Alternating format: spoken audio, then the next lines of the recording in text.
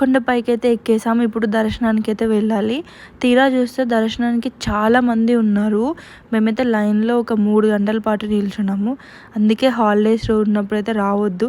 ఒకవేళ వచ్చినా కూడా మనం మార్నింగ్ 7 వరకు టెంపుల్ దగ్గర ఉండేలాగా వస్తే అయితే ఒక 1 అవర్లో అయితే వెళ్ళిపోవచ్చు.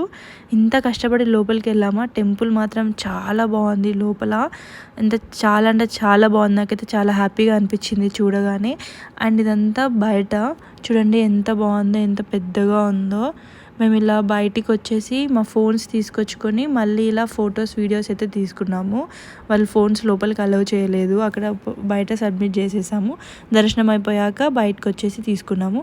దర్శనం అయితే అయిపోయింది. ఇంకా మేము కొండ కిందకైతే వెళ్తున్నాము. ఇప్పుడు మేము ఒక ప్లేస్ రెంట్కి తీసుకొని అక్కడ ఫుడ్ ప్రిపేర్ చేసుకుంటాము. సో ఎక్కడ ప్రిపేర్ చేసుకున్నాము, ఎలా ప్రిపేర్ చేసుకున్నాము అన్నీ నేను కంప్లీట్గా వీడియో తీసి పెడతాను. పార్ట్ 3లో కంప్లీట్గా ఇస్తాను తప్పకుండా.